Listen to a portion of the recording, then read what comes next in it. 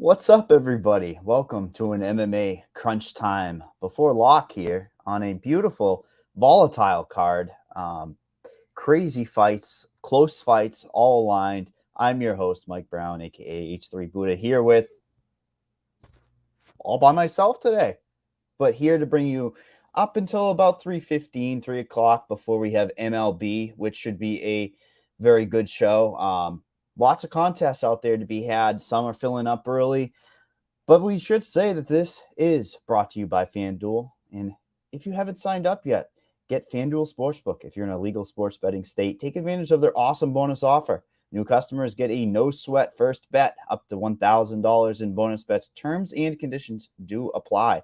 And speaking of live bets, this is one of those cards that's so volatile that I think that there's a possibility you will need some sort of ability to get out of these spots alive. That's how crazy it is. You might have some first round type fights where, if somebody looks like $1,000,000 and down the stretch, they might just end up going down, gas tank issues, whatever the possibility might be. But this is a fun slate. The ownership is going to be a little bit all over the place, I think, too. And lineup building is so important on a slate like this that has the volatility.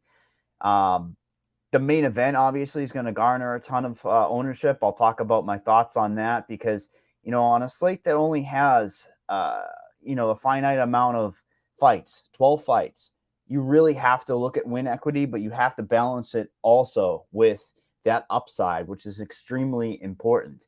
And, there's a possibility that, a lot of these fights are going to end. I mean, I think it was like 9 or 10 out of the 11 are expected to finish inside the distance. That's going to present, you need those ceiling wins. And there's some leverage spots I'll talk about a little bit later on that make a lot of sense as well, because, I guess we'll just start off at the main event. This Mackenzie Dern fight in Hill is obviously going to be super high owned. You have Dern expected to be 40%-ish owned. We have the Hill side being 27% owned. The way I'm handling this one in my lineups is kind of tricky because it's like Mackenzie Dern has the style for fantasy, scores tremendously well, should be takedowns, should be getting, control time. But, Angela Hill's been getting better. She's aging like fine wine, baby. She's got volume. She's going to have better striking on the feet. So this should be a very contested fight, as the betting odds do say so. And I really do think there's a possibility it does bust. And I think it presents an interesting spot because when it busts, I think it looks like, maybe Dern gets some control through this fight in the beginning of it. Maybe she holds her against the cage. She doesn't get those takedowns while they're dry. She'll score well. And then Angela Hill, the deeper the fight goes, as long as that takedown defense holds up, I think there's a possibility that, Angela Hill's a really great play. I mean, at 7,100, I'm surprised she's not a little bit higher owned than Dern. I mean, Dern makes sense. She's got that inside the distance line, but you got 5 rounds to work with in women's MMA. And we see this all the time that, there's just these phantom strikes we see from UFC stats all the time. So I don't want to advocate for saying fade the main event, but there's so many great fights on this slate, especially above the Dern price point that people can go to. Like, I'm more apt to play a fighter like Angela Hill because it allows you to do so much more above her. It allows you that salary relief. And I know I'm getting a good floor. It's about minus 140 to go to a decision. So you're locking in a good amount of points for Angela Hill. Above Dern is really where you start getting interesting. And I know Devin is controlling the screen for us. So the ownership above here, you've got Joaquin Buckley at about 30%. Hernandez just over 30%. Silva is going to be super high owned, probably the highest owned. She's by far the best play. But, you're talking about a fighter that's $300 more than the rest of the field. Anybody below her, and Natalia Silva. She's got to be perfect out there. That's one of the problems on this slate is, normally you have a minus 1,000 money line favorite and they end up going out there and smashing, but you don't want them to smash too fast. If they end up getting a minute and 30 seconds win, that's not as good as getting, a deep first round finish. Like her opponent in this spot, Victoria Leonardo, We've seen single-digit ownership on her side of things. It's banana peel, if Silva hurts herself or that's why. She's just going to get so much volume off from Silva's side of things. She's going to have the grappling advantage. And one of the things, too, that I always account for that I'm not sure a lot of other people do is the ability to limit the scoring output. Victoria Leonardo has been giving up a ton of fantasy goodness for your lineups. You're talking about takedowns, volume, control time. So I think you're obviously a fantastic floor for Silva on this slate. It's just you're sacrificing quite a bit up to get to 9,700 on this slate.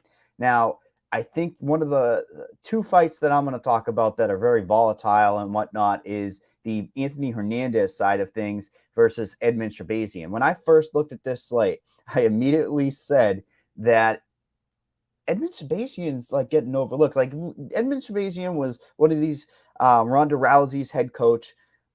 Basically, they were shooting him up the rankings. Let's get him to the top, baby. Let's shoot him up the rankings. And he's had quite a bit of setbacks, but you can see what they're trying to do. They're trying to give him another competitive fight in a co-main event. That's the other thing, and he was losing to the best guys. Derek Brunson is not an easy fight. Jack Hermanson wasn't an easy fight. Imavov is certainly not an easy fight. But they got him back on track with a second-round knockout, so he's got his head on straight. But Anthony Fluffy Hernandez is just an incredible fantasy scorer. I mean, this guy puts out a tremendous pace out there, takedowns and volume. Last two fights, 8 takedowns each spot.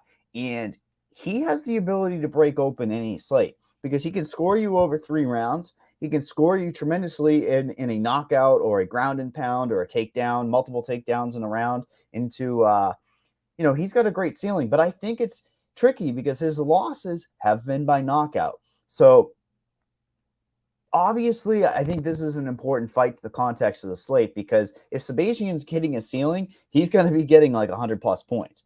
And I'm more apt to take a shot on him.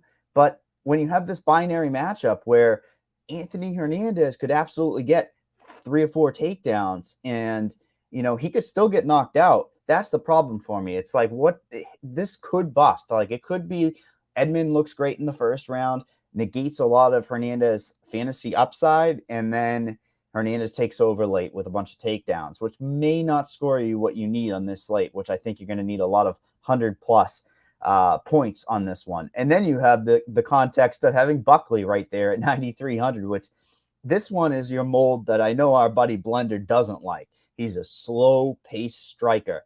He does mix in some takedowns. He is at a new weight class. I think that's another interesting thing. But the prop market is really why his ownership's up there, why he's a strong play. You're looking at plus 105 inside the distance at this stage. Very strong for this slate. My problem is, again, he's going to be 1-2, 1-2. It's not going to be volume striking. It's not going to be wrestling at will. The problem is he's limited with the takedowns too. I think the size isn't going to be there, but he's still that zig when everybody zags type of play. Like he has a ceiling. He could get multiple knockdowns. And you talk about Fialho. Fialho is definitely in play too. How many times have we seen Joaquin Buckley knocked out already at this stage? He's still relatively new, I'd say.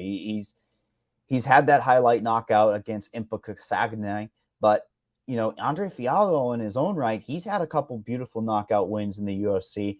But it seems of the two chins, Fialho has the worst chin, and that's a big issue for me.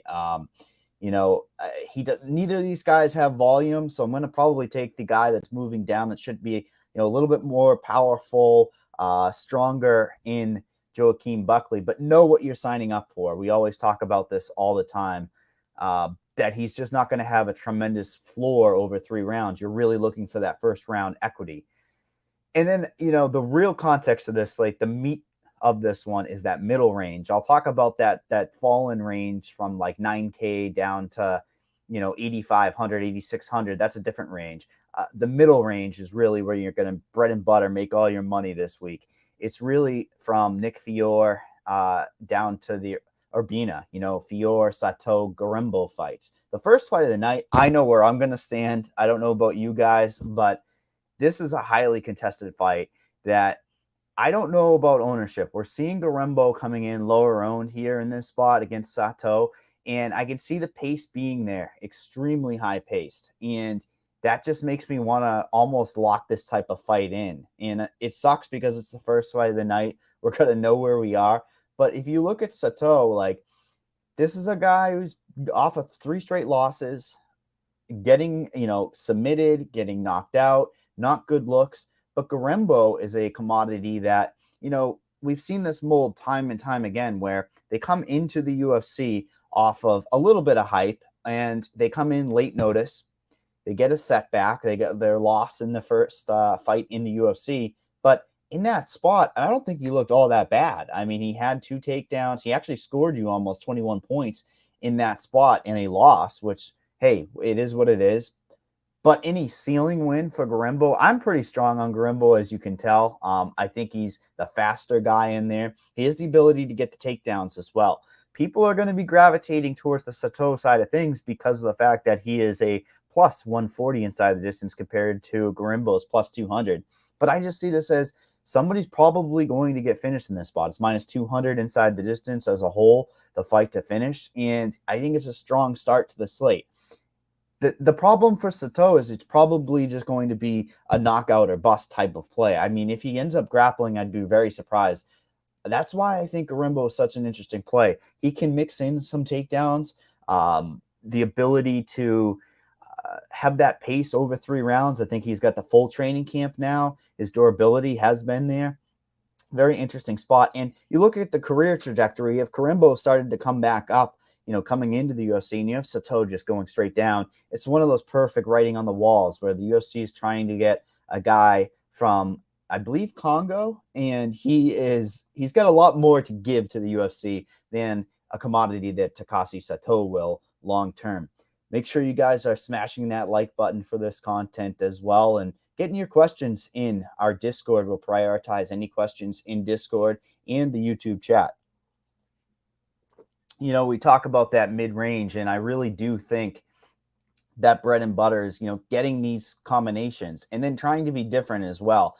I think everybody's favorite spot on the whole slate, I know it's Nick Fiore versus Chase Hooper. And I almost said Chase Sherman. Chase Sherman no longer with the UFC. Heavyweight. I think everybody knows him by now. We don't have to worry about that commodity anymore.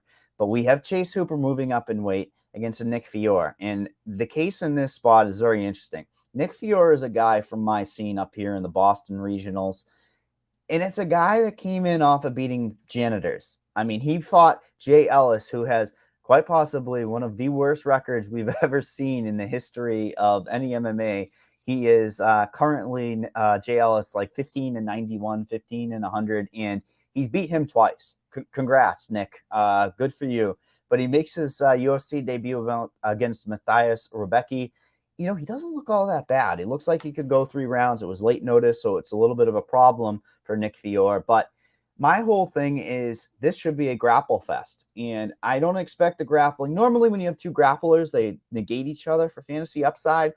And it ends up being a kickboxing match. And that could be a problem for your lineups if that ends up happening. But when you look at every single one of Chase Hooper's matchups, they've been high pace. And the grappling ends up where it goes, whether he wants it to get knocked out on the way there or anything. The fantasy goodness is to be had in this matchup. And you can see what the UFC is trying to do.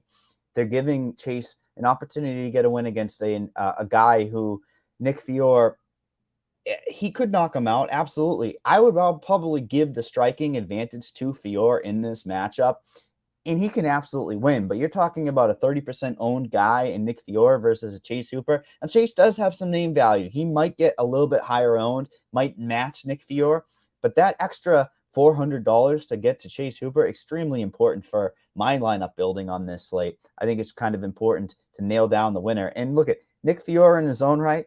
He's kind of an X factor too. If Chase Hooper ends up being Cheney, which we don't know, in his inside the distance line for Nick Fiore is about plus 150. That's extremely important. That's why I think, living in this middle range and not worrying about that main event is probably what I'm going to do on this slate. And it might be different in there's that other fight. I mean, look at this fight. You're looking at Orion Cosey versus Urbina here. Gilbert, more of his family lineage in the UFC, not the best in the world. A lot of them have lost, brothers, not the best mold in the world. But Orion Cosey, these Cosey brothers come to bang, and they provide you a lot of fantasy goodness in their ceiling wins. Problem is, gas tank issues have been a massive, massive problem for you, where he will gas out second and third round, and then he will get hurt in his fights as well. This is probably one of the more volatile fights on the whole entire slate. But when I'm breaking it down X's and O's wise, I'm looking at Gilbert Urbina and saying, he offers me a little bit more. There's a lot of dogs. You're going to see me on quite a bit of dogs this week, and that makes me want to play Gilbert Urbina because he can take over the fight probably if Cosey, lays off the gas. I think Cosey might have a strong first round like he always does, and if he doesn't get Gilbert out of there in the first round, this is going to be a spot where you see Urbina take over a little bit deeper the fight goes. And it is a coin flip fight for me. You look at the inside the distance lines for this particular fight. It's pretty close. They're both about plus 200 in this spot. And it's very important because you have Cosey, who is a wrestler who, when he wrestles, he gasses out. So he can score you points. My problem is what happens if Cosey has a great first round and then Gilbert goes second and third round in a decision? This one out of the mid-range, I feel like is a little bit bust-worthy. I think people are going to be drawn in because of the inside the distance lines, but this one could go to a decision and really cost a lot of people their money.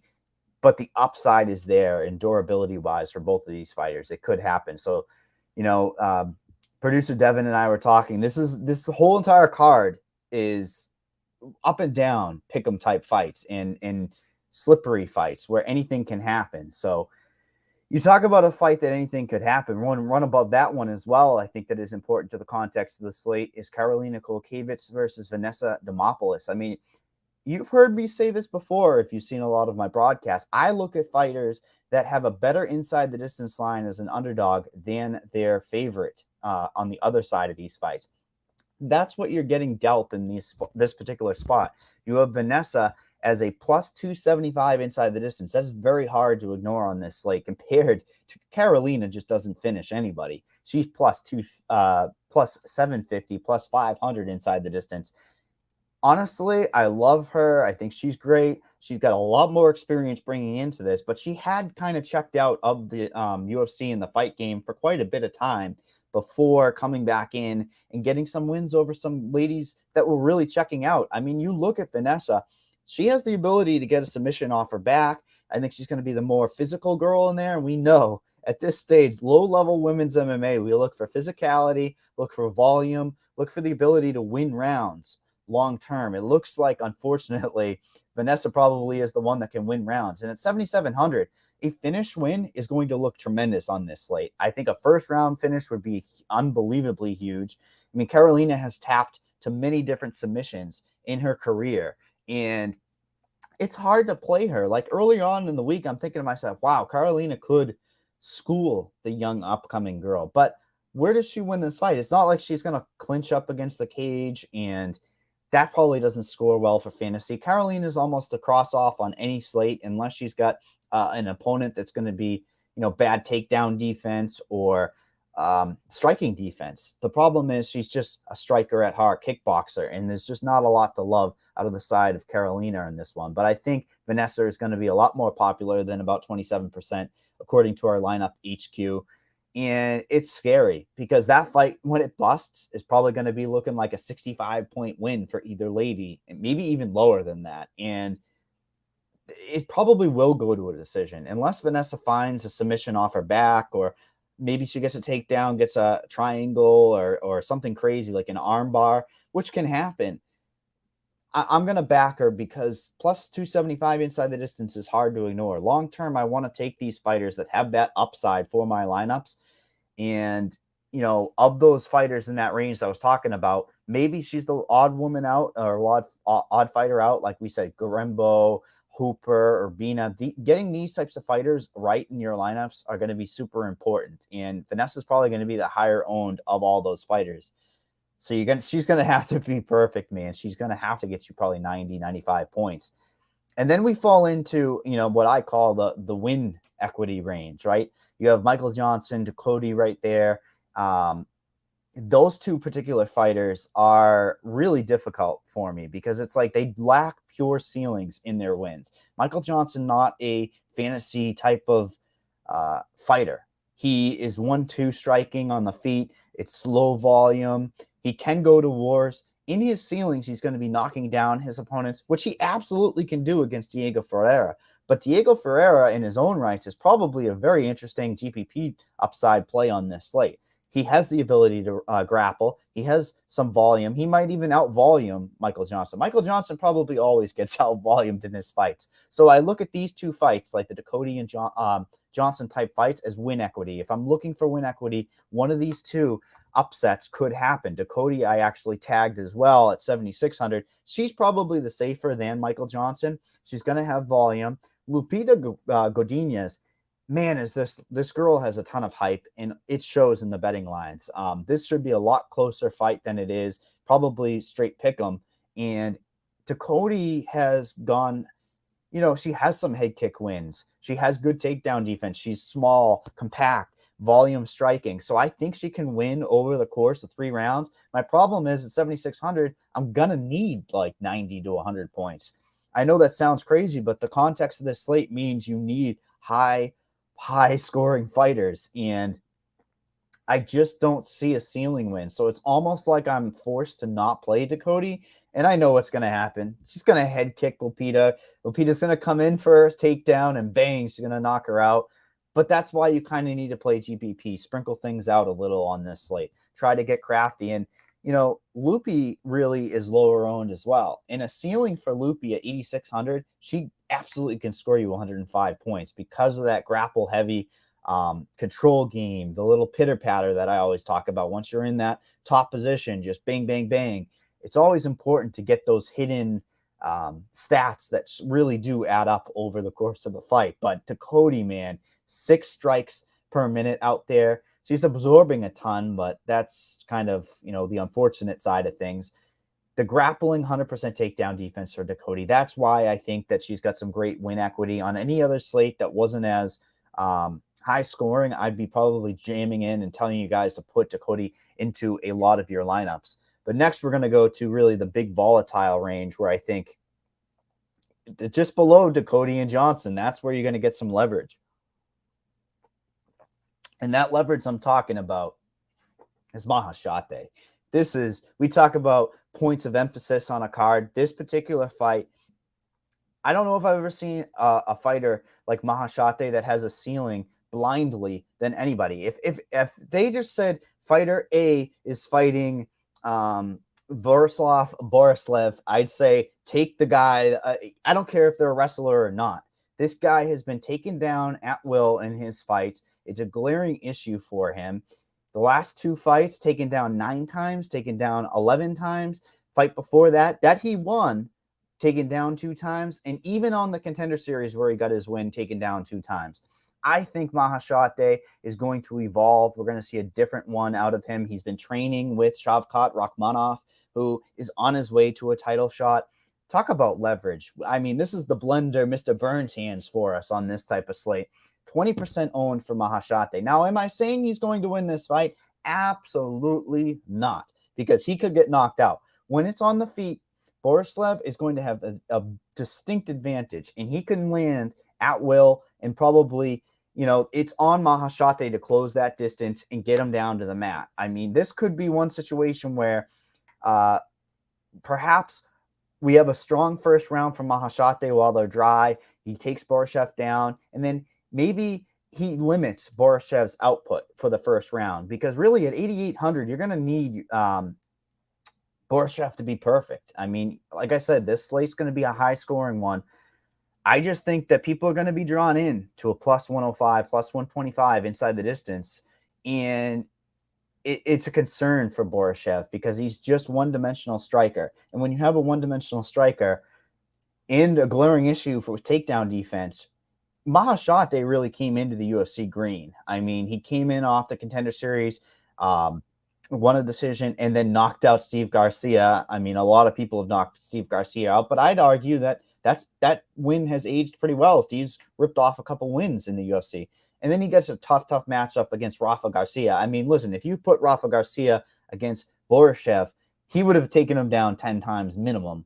And I think Mahashate needs to go that route, be the bigger guy, take him down, and control him, which is going to score a tremendous amount of points. But just know it's not extremely binary matchup that this fight scores well, because if Mahashate has a strong first round, it usually means all that fantasy goodness is zapped out of Borashev's side of things, which is expected to be probably 35% owned on this slate, which I think is really interesting, that people are going to go there, because there's just commodities that come into the UFC like Mahashate. We don't know. Now he's training with some of the best fighters. You're going to see fight after fight, he's going to improve. And hopefully the training camp is saying, take this guy down at will, because that's his glaring issue.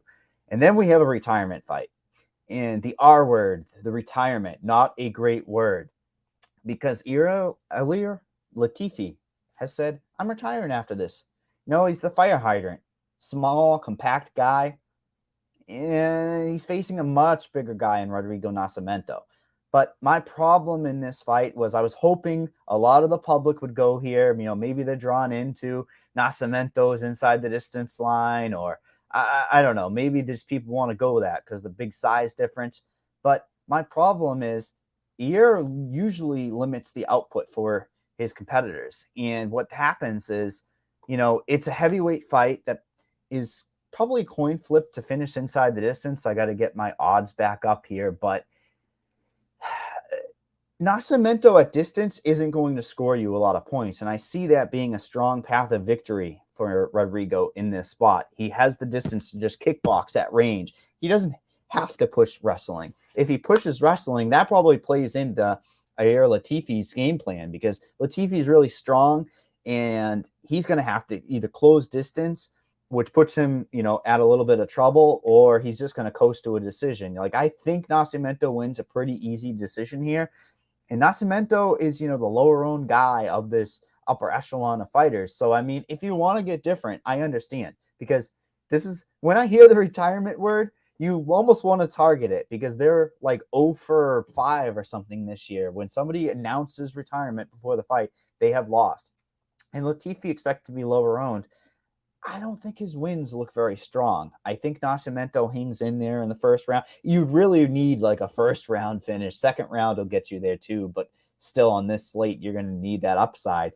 Latifi probably just, even a decision win doesn't look well at all either. He could score you 55 points. It's probably just a striking based, maybe some clinch work against the cage, which doesn't usually look all that good. But, I was hoping and praying that this would be a higher owned spot so I could go lower to the field. Unfortunately, it's somewhat lower owned, so I might have to match the field. And Nascimento's inside the distance line is plus 140. So it's, it is there to be had. He could definitely score. He could be the highest scoring, but I just don't see it on this slate. I think there's stronger plays around him that make a lot more sense. And, building lineups is really the important thing on this slate. Like I said, I'm not going to the main event because I know all the ownership is going to be drawn right there. And I'm not telling you guys to do so, but Mackenzie Dern needs to be perfect at 9,100. She can get there over 5 rounds, absolutely. But I think Hill limiting upside is one of those things that's in play. So, get your questions in here on the YouTube chat, the Discord. So, maybe you have some last minute. We've got our finger on the pulse. Everything's holding true at the moment. I have, any late cancellations, make sure I'll tweet them out before lock, because we do have the MLB coming up next. But, Devin, were you able to see any questions on YouTube or our Discord?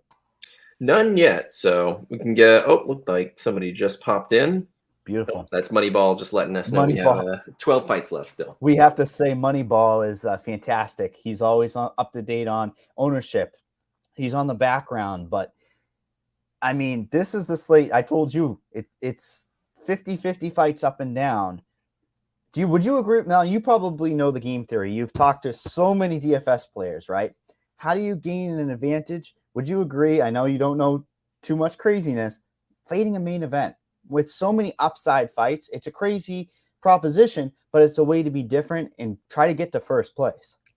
I mean, based on what, like, you touched on it. I do not know MMA. It's Yeah, definitely yeah, out of yeah, my yeah. element. From a DFS strategy standpoint, and from listening to you, it sounds like you're going to be under the field on Dern, which 41%, you could still have one lineup out of 20, and you'd still be way under the field on Dern. So, and the same for Hill, 27%, one lineup out of 20, that's 150 ownership. So, it seems like, like you said, mixing in that mid range, just trying to be over the field on some of those and be smart with your lineup construction.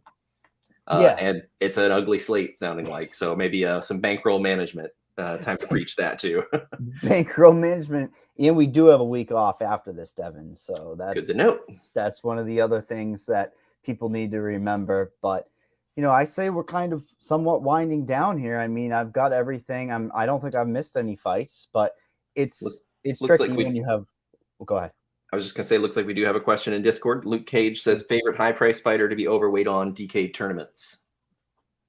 It's scary, right? Because I told you, it's like Buckley is that guy who can get multiple knockdowns. You're talking about a fighter that fights at a little bit of a slower pace, methodical. If I'm going overweight on one of the big guys, I think it's wise for you to say the wrestling mold of Anthony Hernandez, the pace is there. Like he's really the play. My thing is Buckley's just slightly lower, so I have to try to put my chips on a fighter who, has a great inside the distance line. I think he probably has a better inside the distance line than Hernandez. The problem I'm crossing Silver off, Devin, is that I don't think I've ever seen a fighter be $300 more. You know what I mean? Like you've done a lot of these shows, and her inside the distance line is strong, but you're talking women's MMA. You're talking she has to be perfect. I mean, you're talking about that pace has to be there from the start of the fight. She could get you the quick win. She absolutely everything's in the realm of possibilities on this fight. That's the problem, Devin. She could get you a quick win bonus. She could dominate the fight, but the problem is that she could still not be perfect and get, she could score 85 points, which is a concern over 3 rounds in her spot. So to answer the question, Buckley, if you want to get crafty and crazy, Nascimento, isn't that the organic play of the day? I mean, he seems to be. Ferreira probably going to be a little bit more popular than 28%. He has grappling. He's just been chinny, and I know Michael Johnson fights end up being very, very slow paced, so it's a little bit of a concern there as well. What else do we have? We have the MLB to kind of close us out for the day, and yeah, we got the MLB crunch time coming up right after this, 3:15 Eastern. So we'll be RG YouTube, same place you're finding this one. But yeah, looks like we don't have any more questions. I think if listening to you through the show, I think your Mahashate, I think might be your hot call for the day. It's right. I don't think I've ever seen a spot like this, Devin. I know you're not an MMA guy, but if a fighter's been taken down 11 times and 8 times and 2 times and 2 times, it's a glaring issue. And you're talking about a commodity that, I mean, it makes sense. He can get knocked out right away. I'll look like an idiot, but I'll take that chance all day. I mean, that's just how you win these big GPPs. I don't think it's a cash slate by any means. I know we don't talk cash strategy, but you can tell, like, if you made a cash lineup, I think you'll be surprised when some of the chalk dies.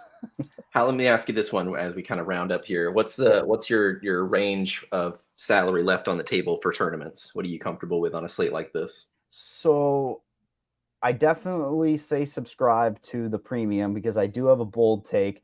I may just kind of say it that I think you can be unique with 49.9 or 50 on this slate. And I say that, look at the ownership, Devin. I mean, you're talking about a Garimbo Sato fight that's almost same ownership. Fior Hooper, same ownership. There's multiple leverage spots on this slate that maybe 3 leverage spots end up being on an optimal lineup. You know what I mean? Typically you'd see 1, maybe 2, but you could see 3 leverage spots. Like say you build like a Hill, Garimbo, Kosi type lineup. That's going to be different. And, my problem is the context of the slate is you have Edmund Shabazi in there who can go out and get a knockout right away. It looks like we have an Edmund Shabazian question in there. Yep. what are we seeing on that question? Looks like, would you play Shabazian over Hill, fade the main event? Sounds like hell yeah. I mean, upside lineups, yes. If you're trying, like, I'm not a play safe guy. I think you know that. I think everybody knows it. You have to play for first place. Edmund can get you 100 plus. He can get 110 in a win. The problem with Angela Hill is over 5 rounds, you're limited to striking. I don't think she's going to get a knockout, but you have 5 rounds to play with. Maybe the 4th or 5th round, someone's tired, someone's got a lot of damage, right? And Hill could get that upside. But I like Hill. I just can't advocate. Like, the better play in floor-wise is Hill, but the upside play is guaranteed Edmund Shabazian on a slate like this. That's what the people want to hear. They want to know that upside plays. Yep. Now, don't be crazy and play Victoria Leonardo. I will say that because one of the fights, she was like somewhat starting to win. She blocked the kick, Devin. Boom, broke her arm, and it was just hanging. And the doctor walked in. She's like, I want to fight. And it's like dingling off, and I'm like, oh no. Yeah, not good. Nope. Not a good look. Not what you want to see from any of your fighters. No, but I say we get over to MLB crunch time. Yeah, why don't you go ahead and wrap us up here, and we'll close out and swap over the shows. Beautiful. I appreciate it, Devin. We got this broadcast brought to you by Fanduel. You can sign up for Fanduel Sportsbook if you're in a legal sports betting state. Take advantage of their awesome bonus offer. New customers get a no-sweat first bet up to $1,000 in bonus bets. Terms and conditions do apply.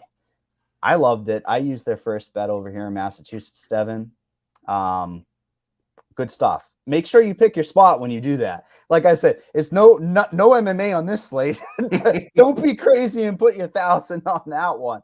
Yeah, play like Kevin Roth. Put your first bet on your Jalen Brunson prop bets, whatever your equivalent Jalen Brunson bet is.